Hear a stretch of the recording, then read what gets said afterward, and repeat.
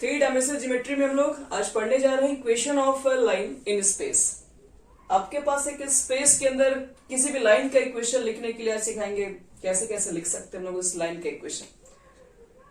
तो सबसे पहले कंडीशन भी देखो, कंडीशन क्या रहा होगा।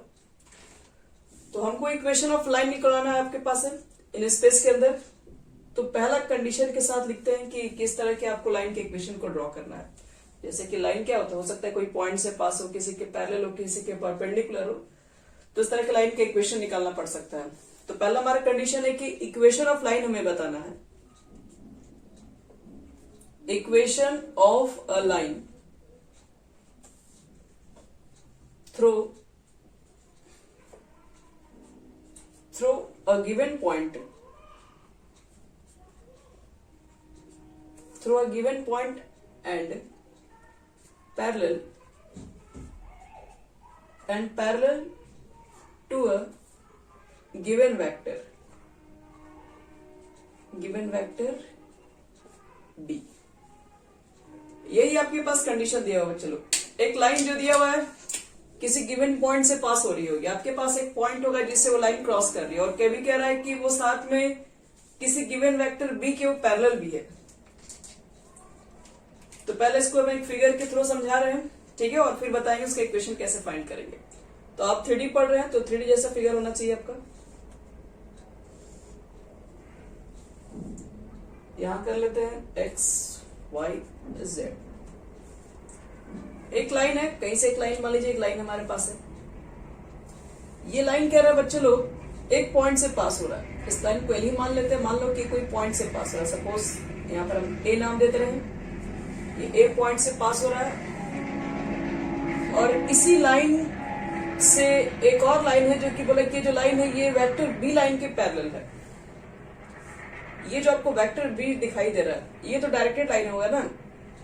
मान लो ये वेक्टर बी है, तो ये वेक्टर बी है, और ये जो लाइन है वो क्या होता है, वो बता रहा है कि वो वेक्टर बी के पैरेलल है। तो वेक्टर बी का ये डायरेक्शन है और इसी के पैरेलल लाइन ये है।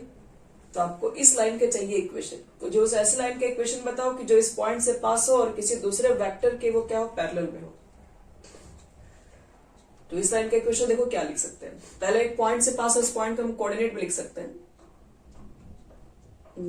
x1 y1 z1 मान लीजिए इस पॉइंट से पास हो रहा है, और अपने मन से इसी लाइन पर एक जनरल पॉइंट भी ले रहे हैं। क्योंकि इक्वेशन कैसे निकालते हैं, कोई भी इक्वेशन प्रूव करते हैं स्ट्रेट लाइन वगैरह में, आप 2D में पढ़े थे, तो अपने मन से एक आर्बिट्रेरी पॉइंट हम ले लेते हैं एक्स वाई करके।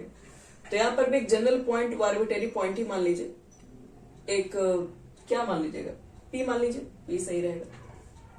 इसका कोऑर्डिनेट हमेशा आप एक्स वाई जेड लेंगे, और एक हम पोजीशन वेक्टर निकालने के लिए ओरिजिन से मिला दे रहे हैं, और इसके पोजीशन वेक्टर के लिए हम मिला दे रहे हैं P से।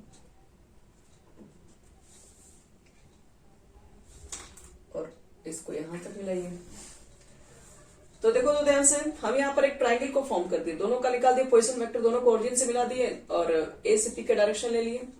इसी के पैरेलल में, तो इसी के डायरेक्शन में इसको भी ले लिए। एक्चुअल में एक वेक्टर बी के पैरेलल है, तो एक्चुअल में आपको ये जो लाइन का एक डायरेक्शन दिखाने के लिए उसको दिया हुआ है। बी अगर इस लाइन के पैरेलल है तो आप भी इसी डायरेक्शन में चलिए। तो आपको बताना है कि इस लाइन के लिए क्या इक्वेशन लिख सकते हैं जो एक पॉइंट से पास हो और बी वेक्टर के पैरेलल हो। तो हमने देखो एक ट्रायंगल फॉर्म कर लिया OAP, एक ट्रायंगल फॉर्म कर लिया। तो इन ट्रायंगल एडिशन से क्या लिख सकते हैं कि OA प्लस AP ये हो जाएगा OP के इक्वल।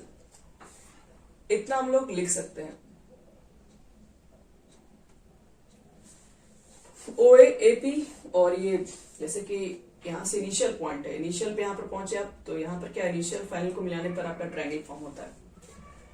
तो लिख सकते हैं ट्रायंगल लॉ ऑफ एडिशन से OA plus AP is equal to OP, और OA हम इसको ना कुछ वेक्टर का नाम दे दे रहे हैं, ये ए वेक्टर को नाम दे दे रहे हैं, और जनरल पॉइंट को जो मिलाएंगे उस जनरल वेक्टर को हमेशा R से रिप्रेजेंट करेंगे। बुक में भी हमेशा आपको R से रिप्रेजेंट क्यों मिलेगा। तो OA की जगह पर वेक्टर A लिख दे रहे हैं, AP का भी नहीं पता, AP को भी छोड़ दे रहे हैं। OP को जनरल वेक्टर R से रिप्रेजेंट किया जाता है। यानी R इज इक्वल टू कितना आ गया आपके पास, वेक्टर A प्लस AP।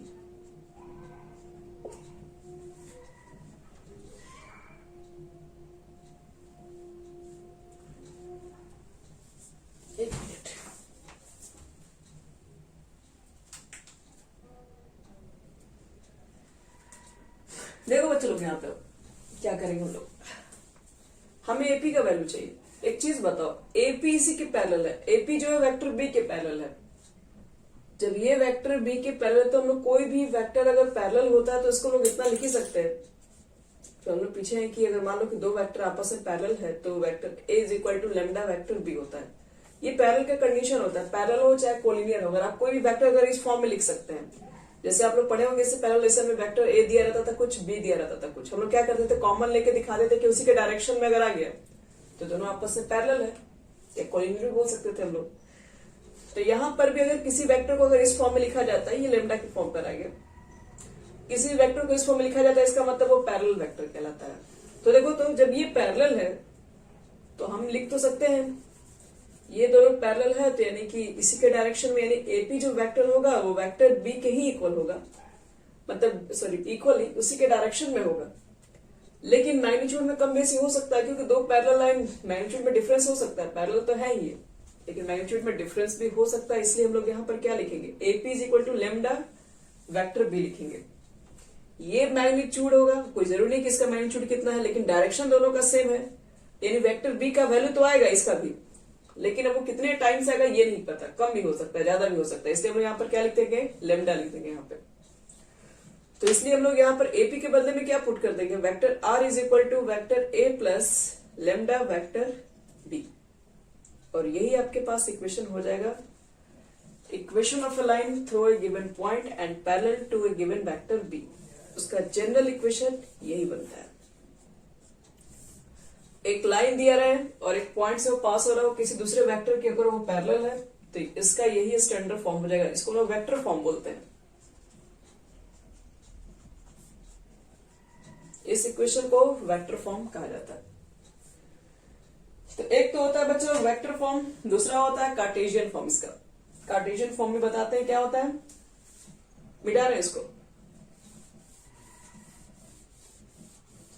इसी का हम कार्टेशियन फॉर्म बता रहे हैं। एक लाइन अगर मान लो कि पास हो रहा है एक पॉइंट से और वो किसी दूसरे लाइन के पैरेलल हो, दूसरे वेक्टर के पैरेलल हो, तो उसका कार्टेशियन, ये वेक्टर फॉर्म कहेगा तो आपको इसमें पुट करना होगा, लेकिन जब कार्टेशियन फॉर्म कहेगा तो देखो कार्टेशियन फॉर्म में क्या करना पड़ता है, वेक्टर फॉर्म को कन्वर्ट करना होगा। यहाँ से आर के बदले में आप हमेशा पुट करेंगे, तो आर वेक्टर का वैल्यू कितना था आपके पास, तो हम लोग देखे थे कि ऑरिजिन से मिलाए थे किस पॉइंट को, पी पॉइंट को, इसका कोऑर्डिनेट एक्स वाई जेड था और इसको आर वेक्टर नाम दिए थे। तो इसका पोजीशन वेक्टर निकालोगे तो क्या लिखोगे, एक्स आई वाई जे जेड के। वेक्टर ए किसको माने थे, जो ओरिजिन से मिलाए थे ए पॉइंट को, इससे कोऑर्डिनेट था x1 y1 z1, तो x1 y y1 j और z1 के। b क्या था बच्चे लोग, तो b एक पैरेलल वेक्टर था, पैरेलल वेक्टर है तो इसके पास यहां पर जो गिवन रहेगा इसको मान लेते हैं, ए आई मान लीजिए, बी जे मान लो, सी के मान लो। ए बी सी यहां पर है क्या, लिख देना, where A B C are direction ratio.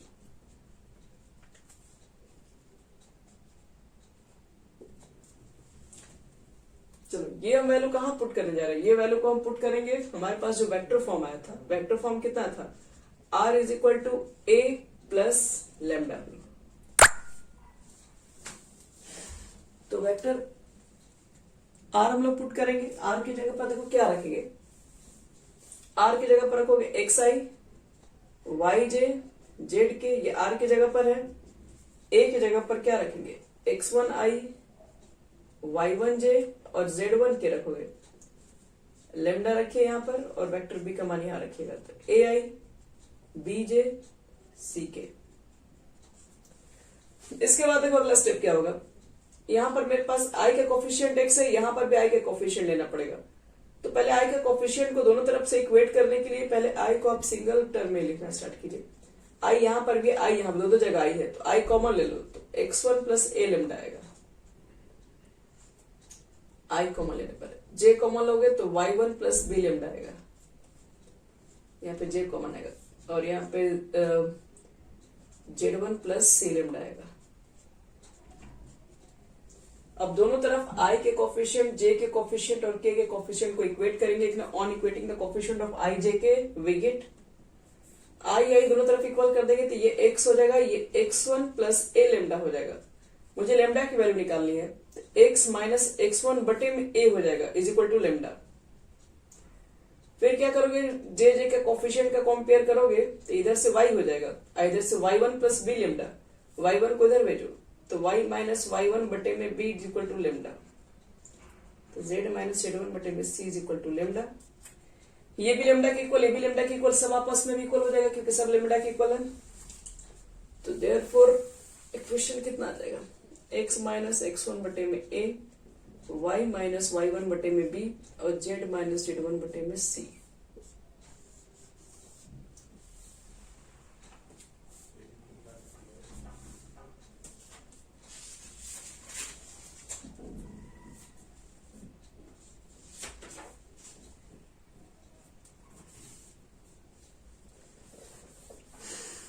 और अगर मान लो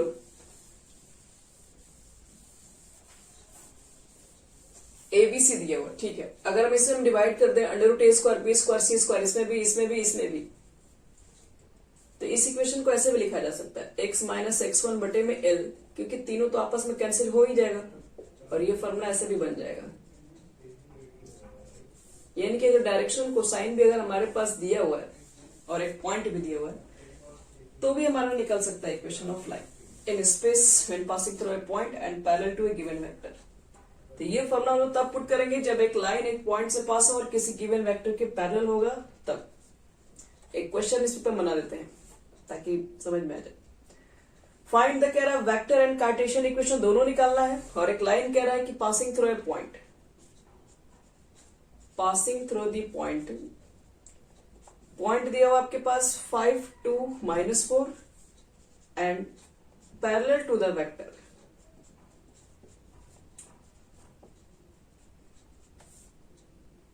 थ्री आई 2j -8k कह रहा है कि find the cartesian and vector equation of a line passing through this point and parallel to the इसके। पहले कह रहा है वेक्टर फॉर्म निकालने के लिए, और vector form r is equal to पता है a प्लस लेमडा पी। तो याद रखना यहां पर आपको क्या करना है कि a की जगह पर b की जगह पर वैल्यू पुट करना है r, और लेमडा की जगह पर कुछ नहीं रखना। वेक्टर में r और लेमडा की जगह पर कुछ नहीं रखते हैं। a पॉइंट है तो वे किस फॉर्म में, a वेक्टर के फॉर्म में। आपके पास ये पॉइंट है तो इसका पहले वेक्टर फॉर्म निकालो, मतलब इसका पोजीशन वेक्टर निकाल दो। इसका पोजीशन वेक्टर निकालोगे तो लिखना पड़ेगा 5i 2j -4k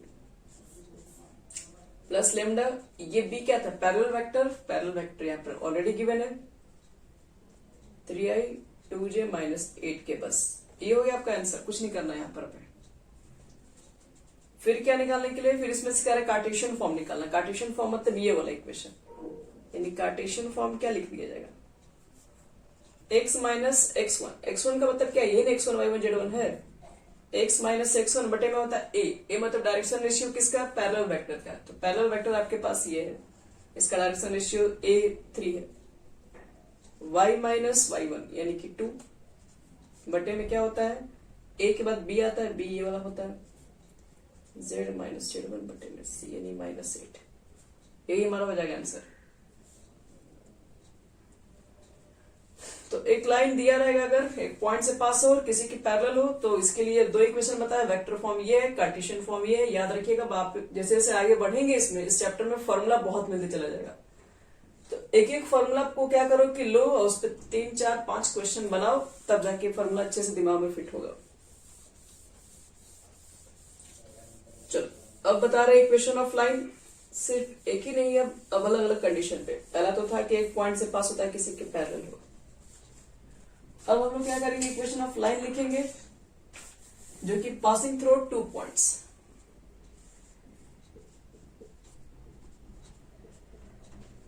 the equation of a line passing through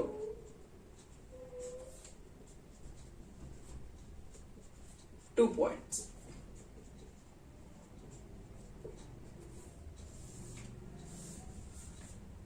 एक इक्वेशन ऑफ लाइन बताओ मुझे जो कि 2 पॉइंट से पास हो जाए, उसका इक्वेशन क्या होगा। अगर 2D अगर नहीं 3D अगर नहीं रहे तो 2D में तो हमें तो पता ही y minus Y one y2 minus Y one करके निकालते थे हम लोग। ये 3D है तो देखते हैं यहाँ पर क्या बनेगा इक्वेशन। पहले वेक्टर फॉर्म में लिखना है, फिर कार्टेशियन फॉर्म में इसका लिखा जाता है। मान लो ये x है, ये y है, ये z है, और एक लाइन ले लीजिए। मान लेते हैं इस लाइन पर 2 पॉइंट है, एक a ले लेते हैं, कोऑर्डिनेट ले रहे हैं x1 y1 z1, एक पॉइंट b ले रहे हैं कोऑर्डिनेट x2 y2 z2। मुझे इस लाइन 2 पॉइंट से पास हो रहा है, उसका इक्वेशन चाहिए, क्या होगा। तो इक्वेशन निकालने के लिए बच्चे लोग हम इसको इसका पोजीशन वेक्टर निकाल रहे हैं। इसको ज्वाइन कर रहे हैं इससे, और इसको भी ज्वाइन कर रहे हैं इससे।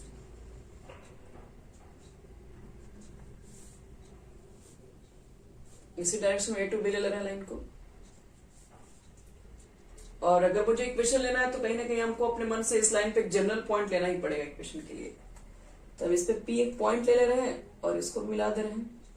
इसका पोजीशन वेक्टर को हम r से इंडिकेट करेंगे, इसके पोजीशन वेक्टर को a से इंडिकेट करेंगे, इसको b से इंडिकेट करेंगे क्योंकि b से मिला है, इसको a से मिला है। चलो, तो मुझे रिलेशन बताना है कि एक लाइन जो 2 पॉइंट से पास होगा, इसका इक्वेशन क्या होगा। एक काम करते हैं, पहले हम इस छोटे वाले ट्राइंगल में आते हैं। इन ट्राइंगल AOP और ट्राइंगल आप एडिशन अप्लाई करते हैं, OA प्लस AP, ये इक्वल हो जाएगा OP के। OA को वेक्टर A बोलते हैं, AP का नहीं पता, AP को रहने दीजिए, OP को R वेक्टर है, सॉरी O नहीं, तो vector R is equal to कितना हो जाएगा, वेक्टर A प्लस AP होगा। अब AP के वैल्यू निकाल दो तो इक्वेशन निकल जाएगा। AP का वैल्यू कैसे निकालें, तो देखो, तो बड़े वाले ट्राइंगल मेन ट्राइंगल A और B को ध्यान से देखो। अभी तो ट्राइंगल ऑफ एडिशन अप्लाई कर रहा है, यानी कि OA plus AB is equal to OB। OA का वैल्यू कितना है, वेक्टर है, AB का वैल्यू नहीं पता, और OB का वैल्यू वेक्टर B। तो AB इज इक्वल टू कितना हो जाएगा, vector B minus vector A। तो देखो, तो ये AB का हम वेक्टर फॉर्म लिख दिए, vector B minus vector A होगा, और AP भी तो इसी लाइन पे ना है, AB यहां है, AP इसी लाइन पर है। इसका मतलब बच्चे लोग कॉलिनियर है ये, AP और जो AB है वो दोनों आपस में अगर कॉलिनियर है तो किसी भी कॉलिनियर वेक्टर को या किसी भी पैरेलल वेक्टर को आपको बताया गया क्या लिख सकते हो, A is equal to lambda B के फॉर्म में लिखा जा सकता है। तो AP को कितना लिख सकते हैं, तो वेक्टर AP को लिख सकते हैं कि लेमडा वेक्टर AB, क्योंकि क्या है, ये दोनों आपस में कोलिनियर है। तो लिखिए vector R is equal to vector A और AP के बदले में लेमडा AB, और AB का मान हमें पता है, lambda vector B minus vector A। और ये हमारा हो गया फाइनल इक्वेशन। ये इक्वेशन तब पुट करेंगे जब एक लाइन 2 पॉइंट से पास होगा, तब ये इक्वेशन आप पुट कर दीजिएगा। A की जगह पर ये वाला पॉइंट का पोजीशन वेक्टर लिख देना, और B में से A घटाने के बाद उसका पोजीशन वेक्टर मतलब उसमें IJK लगा दीजिएगा लेमडा के साथ, वही हो जाएगा आंसर। तो ये हो गया वेक्टर फॉर्म।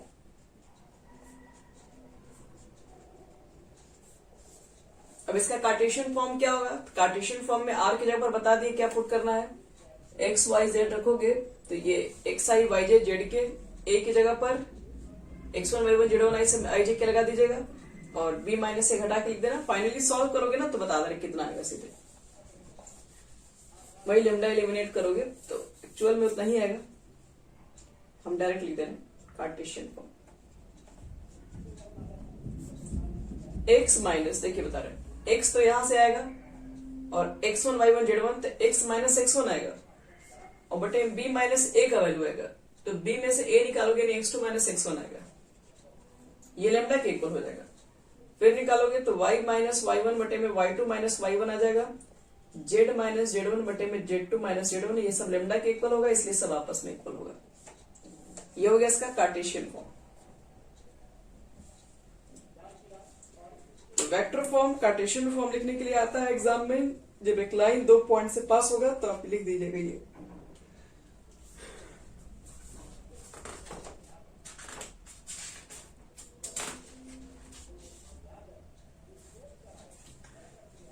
एक्चुअल में इसको देखा जाए तो x2 minus x1 y2 minus y1 अगर दो पॉइंट दिया रहता है तो दो पॉइंट से डायरेक्शन रेशियो कैसे निकालते हैं? पहला ही चैप्टर में बताते हैं x2 minus x1 y2 minus y1 z2 minus z1। ये एक्चुअल में a b c ही तो है, मतलब पहला ही वाला घूम फिर के फॉर्मूला आ रहा है।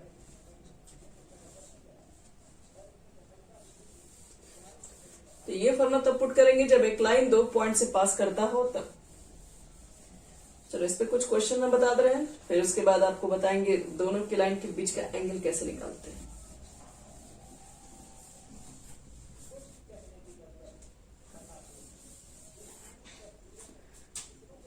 देखो एक क्वेश्चन दे रहे, क्वेश्चन है कि फाइंड द वेक्टर इक्वेशन। आपको सिर्फ वेक्टर ही इक्वेशन निकालना है। Find vector equation of a line और पासिंग थ्रू द पॉइंट आपके पास दिया हुआ है -1 0 2 एंड जो बी का कोऑर्डिनेट है वो है 3 4 6। चलिए वेक्टर इक्वेशन निकाल के दिखाना है। नो प्रॉब्लम, निकालते हैं हम लोग हैं। तो वेक्टर इक्वेशन निकालना है, तुम्हें पता है कि दो पॉइंट से पास होने वाले का वेक्टर इक्वेशन होता है कि r is equal to a plus lambda b minus a. तो पोजीशन वेक्टर ऑफ a निकालना होगा तो क्या लिखोगे? इसी में लगाना पड़ेगा i j के 0 j 2 के, और वेक्टर ये b आपके पास है 3i 4j 6 के। b माइनस से कितना हो जाएगा? तो 3 में से माइनस माइनस करोगे तो ये 4 हो जाएगा। 4 में से 0 माइनस करोगे तो 4 ही रहेगा। 6 में से 2 माइनस करोगे तो 4 क्या रह जाएगा। चलो तो क्या हो जाएगा, पुट कर दो फर्स्ट वाला इक्वेशन में।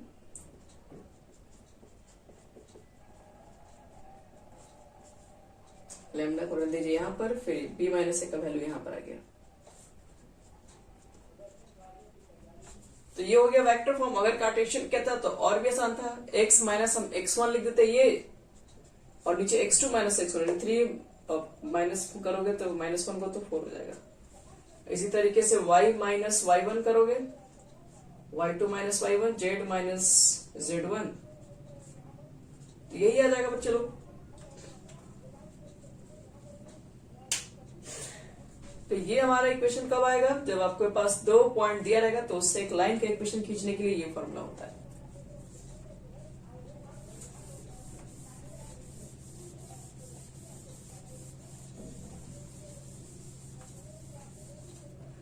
एक और क्वेश्चन दिखा रहा है, x plus 3/2 y minus 4/4 z plus 6/2 ये गिवन है। और आपसे पूछा जाए कि बताओ कि ये कार्टेशियन फॉर्म है, सबको मालूम है इसमें आई जे की कहीं नहीं दिख रहा है तो कार्टेशियन फॉर्म है। निकालना क्या, इसका वेक्टर फॉर्म निकाल के दिखाओ। तो लिख देना the given line, the given equation of line in the standard form of the line x minus x1 बटे में a, y माइनस y1 बटे में b, where x1 y1 z1 be the point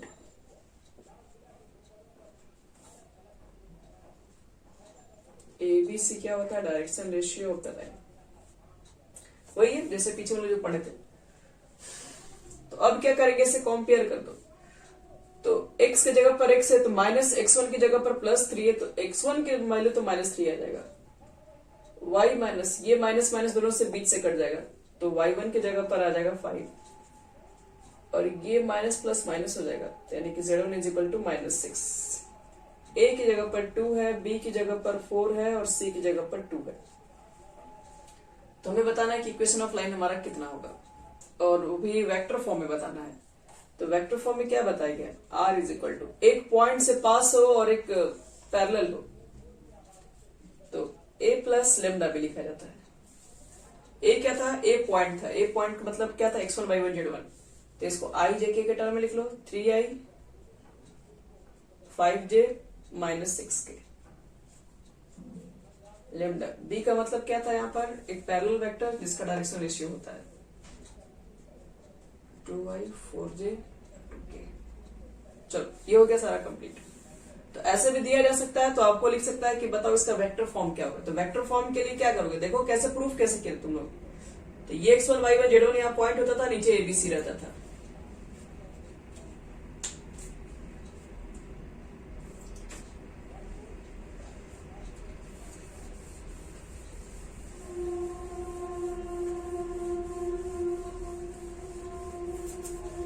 इसी में देखो क्वेश्चन थोड़ा घुमा के दे रहे हैं। जैसे मान लो हम बोल रहे हैं कि एक और लाइन है मेरे पास जो कि 1 2 3 से पास हो रहा है और इसी लाइन के पैरेलल है। ये जो गिवन लाइन है भी तो लाइन का इक्वेशन ही है कार्टेशियन फॉर्म में, ये इसी लाइन के पैरेलल भी है। तो उसका इक्वेशन क्या होगा, एक लाइन जो इस पॉइंट से पास हो रहा है और इस लाइन के, अब ये जो लाइन है किसी लाइन का ये इक्वेशन ही तो है, ये किसी लाइन का इक्वेशन है, तो मतलब एक लाइन को ही रिप्रेजेंट कर रहा है। तो ये लाइन इसी के पैरेलल है। तो इसका इक्वेशन अगर लिखना होगा तो याद रखो कि एक पॉइंट से पास होने वाला का इक्वेशन तो हमें पता है ना कितना होता है, x minus x1 y minus y1 z minus z1। अब बटे में होता है ABC। तो ABC क्या होता है, ABC था एक लाइन था जो कि एक पॉइंट से जो पास होता था उसके पैरेलल था। तो ये जो लाइन जिसे ये पॉइंट आपके पास क्या था 3 4 5 6 जो था वो लाइन से पास हो रहा था और इसके पैरेलल था, इसका डायरेक्शन 3 4 2 था। अगर ये लाइन इसके पैरेलल है तो ये लाइन इसके पैरेलल है, तो ये भी तो इसके पैरेलल होगा। तो जो डायरेक्शन रेशियो आप यहाँ पे यूज करेंगे वही डायरेक्शन रेशियो यहाँ पर भी यूज करना पड़ेगा अगर इसी के पैरेलल कोई लाइन लिखने का। तो याद रखना कि पहले से आपके पास एक पॉइंट दिया रहेगा, एक पैरेलल वेक्टर दिया रहेगा, तो उसका लिखने आता आपको इक्वेशन है। लेकिन कभी अगर कार्टेशियन फॉर्म के बोल दे कि एक लाइन है जिस पॉइंट से पास हो रहा है और कार्टेशियन इक्वेशन के कोई पैरेलल होगा, तो सिर्फ पॉइंट चेंज करना, अभी भी ABC आपका वही रहेगा, क्योंकि ये भी जो इक्वेशन है वो भी किसी पैरेलल वेक्टर का ही मान लिखा गया। जब ये इसके पैरेलल तो वो भी पैरेलल में ही आएगा।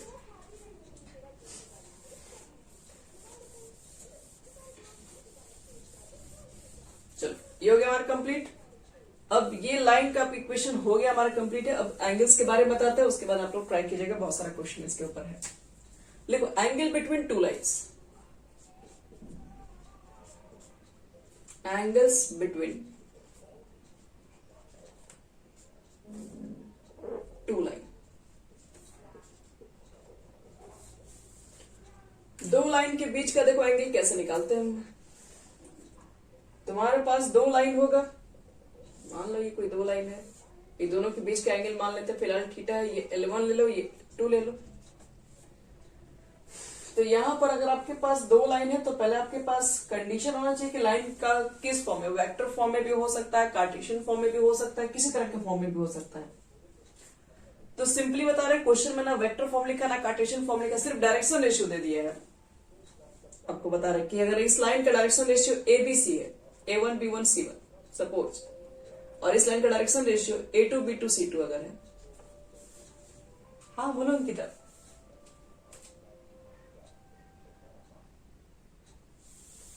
एक मिनट,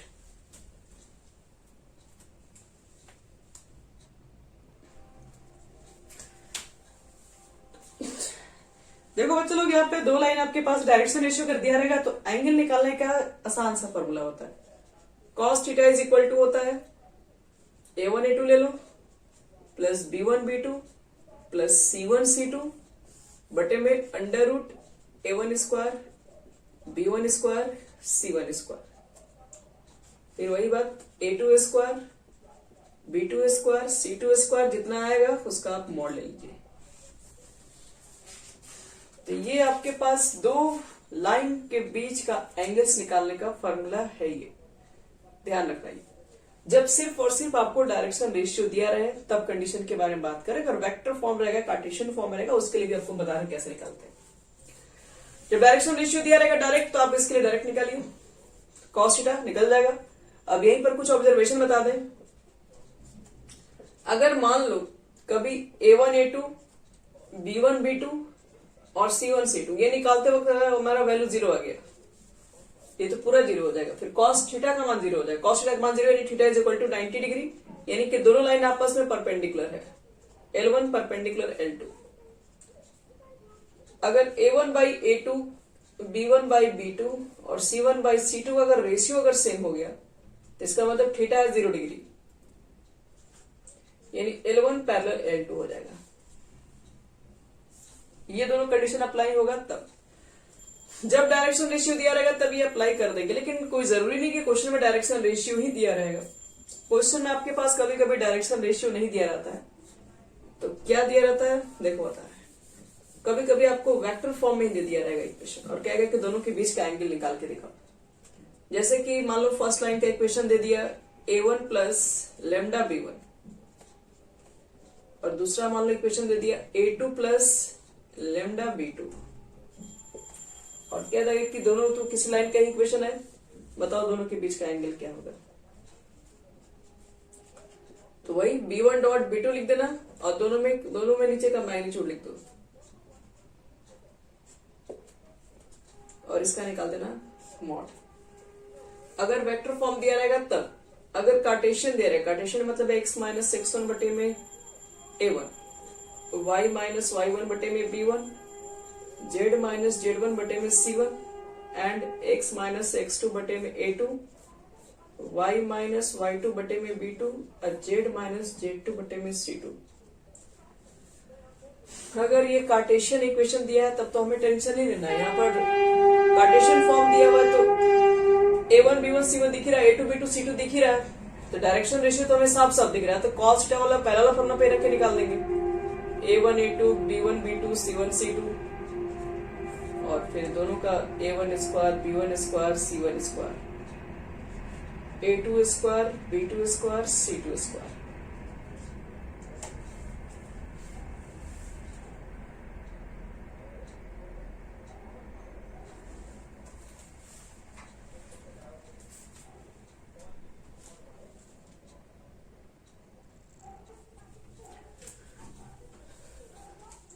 चलो तो ये हमारा हो गया cos थीटा का फॉर्मूला। दो लाइन के बीच का एंगल जब कार्टेशियन फॉर्म दिया रहेगा तो इसको देखो, इस इक्वेशन को ऐसे भी लिखा जा सकता है, जैसे हम A1 बटे में A1 square B1 square C1 square कर दे तो वो तो L1 हो जाता है और A2 बटे में A1 square B1 square C1 square ये L2 भी होता है। तो L1 L2 M1 M2 और N1 N2 ये भी हम डायरेक्ट लिख सकते हैं इसके बदले में।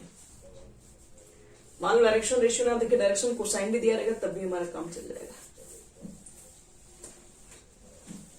तो ये दो लाइन के बीच का एंगल्स निकालने के लिए हमको फॉर्मूला ये लिख सकते हैं।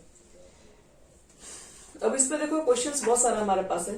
11.2 एक्सरसाइज खोलिएगा तो 11.2 में आपके पास first second third fourth fifth six seven 8 9 10 11 12 13 14 नहीं 13 तक आप पूरा बनाएंगे। आपको रुकिए मैं आप तक होमवर्क कर देंगे पूरा 13 तक। अभी तक हम जितना बता चुके हैं उसमें आपका 13 तक पूरा बन जाएगा। बस एक लास्ट बचा हुआ शॉर्टेस्ट डिस्टेंस और बस यही है शॉर्टेस्ट डिस्टेंस से, और कुछ हमारे पास नहीं है। ये दोनों के बीच में डिस्टेंस कैसे निकालते हैं तो पहले फॉर्मूला सब बता तो देंगे लेकिन फिर बनेगा नहीं आप लोग से। एक दो क्वेश्चन हम यहीं पर आपको ट्राई करवा दे रहे हैं। कल शॉर्टेस्ट डिस्टेंस का फॉर्मूला बताकर फिर कल स्टार्ट करेंगे प्लेन में। पहले यहां देखो, इस पे कुछ क्वेश्चन बनवा ले रहे हैं। जैसे एक्सरसाइज देखिए 11.2 के लिए बता रहे हैं। 11.2 एक्सरसाइज के लिए कह रहा है कि सो दैट, सेकंड बता रहे हैं। फर्स्ट तो क्वेश्चन काफी इजी है। फर्स्ट क्वेश्चन में क्या बोल रहा है, आपके पास एक लाइन है, सॉरी एक लाइन 3 लाइन है, तीनों का डायरेक्शन कोसाइन दे दिया है, यानी कि L1 दे दिया है, L2 दे दिया है, L3 दे दिया है, M1 दे दिया है, M2 दे दिया है और M3 दे दिया है। L1 कितना है, सॉरी L1 M1 N1 ना, L2 M2 N2 और L3 M3 N3। L1 का मान है कितना 12 बटे में 13। M1 का मान आपके दिया हुआ है -3 बटे में 13 और N1 का मान है -4 बटे में 13।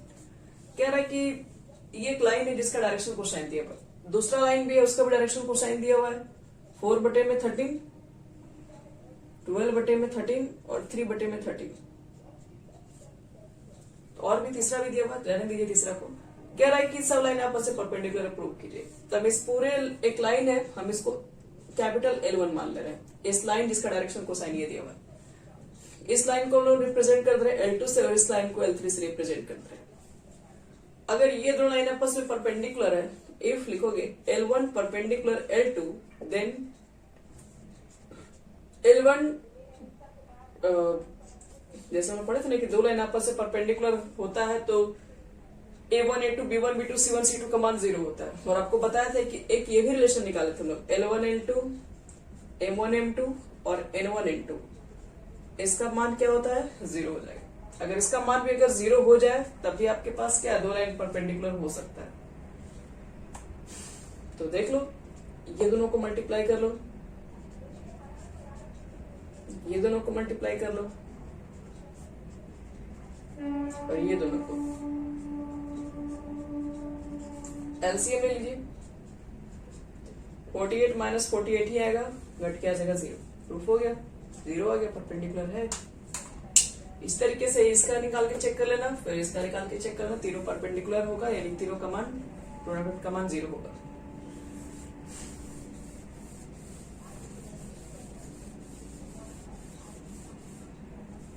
इस टाइप का देखो क्वेश्चन कह रहा है कि so that the line through the point, एक लाइन है जो दो पॉइंट से पास हो रहा है। कौन कौन सा? तो 1 -1 2, ये ए मान लो, इस लाइन को L1 मान ले रहे हैं, और दूसरा जो पॉइंट है उसका कोऑर्डिनेट है 3 4 और है -2। L2 लाइन है वो मान लो C पॉइंट से पास हो रहा है, 0 3 2, D लिख दो 3 5 6। समझो ध्यान से, दो लाइन है L1 ये दो पॉइंट से पास हो रहा है, L2 ये दो पॉइंट से पास हो रहा है। कह रहा प्रूव करो L1 परपेंडिकुलर L2 पर है। या तो परपेंडिकुलर पूछेगा या तो पैरेलल पूछेगा। देखो दोनों कंडीशन बताते हैं। ये पॉइंट में दिया हुआ है, तो पॉइंट में दिया था, काम कीजिए आप लोग, इसमें दो पॉइंट्स दिया हुआ है तो हम इस लाइन का डायरेक्शन रेशियो तो निकाल ही सकते हैं। लेकिन the direction ratio of AB,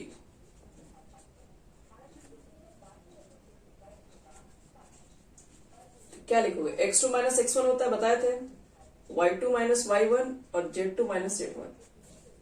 तो 3 में से 1 घटा लोगे 2, 4 में से -1 घटाओगे 5, -2 -4। ये AB का डायरेक्शन रेशियो। इस तरह से CD का भी डायरेक्शन रेशियो निकाल दो। 3 में से 0 गया 0, सॉरी अब 3, 5 में से 3 गया 2, 6 में से 2 गया 4। तो ये डायरेक्शन रेशियो किसका हो गया? ये डायरेक्शन रेशियो AB का हो गया, डायरेक्शन रेशियो हो गया CD का। तो प्रूव करना है कि दोनों लाइन आपस से परपेंडिकुलर है। तो ये A1 B1 C1 हो गया डायरेक्शन रेशियो, ये A2 B2 C2 हो गया। अगर परपेंडिकुलर होता है तो A1 A2 plus B1 B2 plus C1 C2 का मान 0 होना चाहिए। तो करके देख लो, 3 2 6, 5 2 10 और -16, 16 16 गया, 0 हो गया, परपेंडिकुलर प्रूफ हो गया। अगर परपेंडिकुलर प्रूफ नहीं करना होता, अगर पैरेलल प्रूफ करना होता तो टेंशन की जरूरत नहीं था। आप क्या करते हैं, तब भी आप डायरेक्शन रेशियो निकालते हैं, A1 A2 निकालते इज इक्वल टू आना चाहिए B1 B2 is equal to C1 C2। अगर तीनों का रेशियो सेम हो गया तब कह दोगे L1 पैरेलल L2 है। तो जब भी एक लाइन दो पॉइंट से पास हो और इस तरह का क्वेश्चन प्रूव करने के लिए कि दूसरा भी लाइन दो पॉइंट से पास हो रहा, तो प्रूव करो दोनों लाइन आपस से परपेंडिकुलर या पैरेलल है, तो डायरेक्शन रेशियो निकाल दो। उसके बाद आप चेक कर लीजिए A1 A2 B1 B2 C1 C2 का सम 0 है, परपेंडिकुलर, इसका पैरेलल में अगर है तो रेशियो सेम होना चाहिए। बाकी बच्चे लोग 4 क्वेश्चन नंबर जो कि हम इस तरह क्वेश्चन बना चुके हैं। 4 क्वेश्चन में क्या बोल रहा है कि एक लाइन है जो कि एक पॉइंट से पास हो रहा है और किसी लाइन के पैरेलल है, तो इसका वेक्टर इक्वेशन क्या होगा? तो vector equation vector A plus lambda भी होता है। A का मान IJ के लगा के यहां लिख देना और B वेक्टर ऑलरेडी वेक्टर के फॉर्म में ही दिया हुआ है। 5वां क्वेश्चन में कुछ ऐसा ही है कि एक लाइन है जो पॉइंट से पास हो रहा है, उसका डायरेक्टली वेक्टर फॉर्म में दिया हुआ है, और किसी के पैरेलल है उसका भी वेक्टर दे दिया हुआ है। 6 नंबर जो आपको बताया था, एक पॉइंट से पास हो रहा है और किसी कार्टेशियन इक्वेशन के पैरेलल है। 7वां भी आपको इस तरह क्वेश्चन बता चुके हैं, एक वेक्टर फॉर्म दिया हुआ, बोलो उसको कार्टेशियन फॉर्म में लिखने, सॉरी एक कार्टेशियन फॉर्म दिया उसको वेक्टर फॉर्म में कन्वर्ट करने के लिए। 8वां भी आपको बता चुके हैं कि एक लाइन है जो दो पॉइंट से पास हो रहा है, उसका इक्वेशन लिखने के लिए। तो एक काम करो बच्चे लोग, आज तुम लोग को ये पूरा हम दे दे रहे हैं 13 तक ही, ज्यादा नहीं, 13 तक सब लोग ट्राई करके यहाँ तक आइएगा पूरा।